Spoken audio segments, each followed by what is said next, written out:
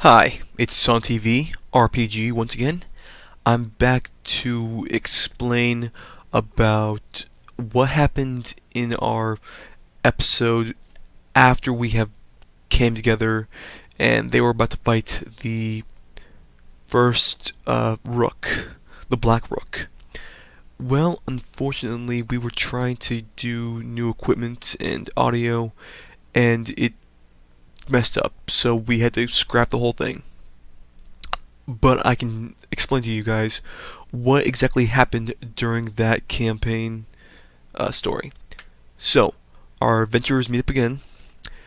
Anastasia comes back, and they discuss about the potential risks going to the next town or the next room where they believe the Black Rook is.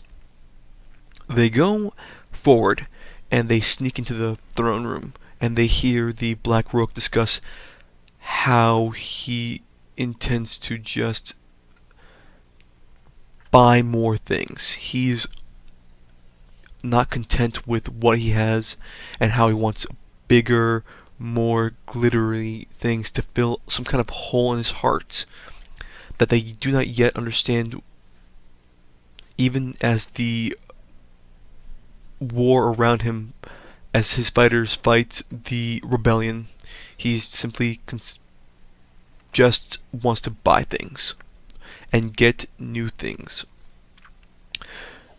Our adventurers decide this is not right, so they try to do a sneak attack. But suddenly, Petrov, with his new black suit, decides that he's going to rip the throne from under him and basically toss him out. He failed his will save, and suddenly he gains some kind of unknown strength within inside him and rips the throne room out by himself.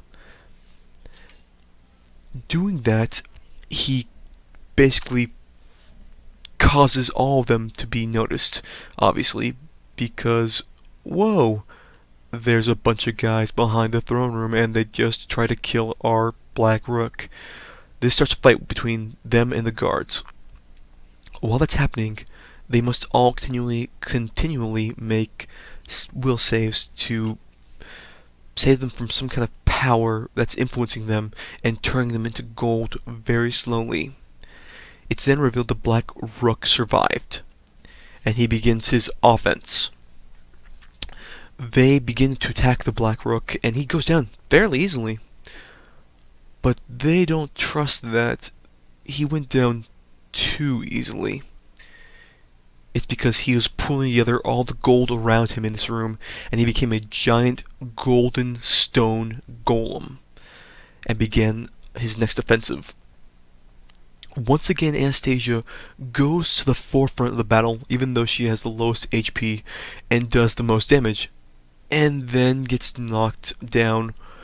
As her usual trademark, she is usually the first in the fight to do the most damage, but then goes down easily because she is a sorceress.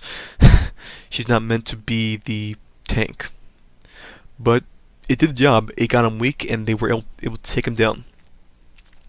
That's when the resistance comes in, and they learn that the rebellion is successful in their attack. They have taken back this castle, and they are ready to move on to the next phase. But they learn that Khazgar has headed straight to the kingdom of the king. I'm sorry, the domain of the king. They don't know what to take of this. He could be their ally, but they know Khazgar is some kind of chaotic force, so they don't trust it yet. Sam and the Balin both decide that maybe they should go after the White Rook instead. He holds a tournament every few months to determine who will be the strongest fighter in his land. He puts himself in the ring himself because he believes it's only fair for the ruler of any land to fight themselves if they are going to ask others to put their lives on the line. And that's where they head off to their next adventure. And we will be going back to that in hopefully September. Right now we're trying to run some new equipment and seeing how it works. Thanks again for watching. It's been Salt TV RPG. Like and subscribe, and next time, the story thus far, part 2. Bye and thanks.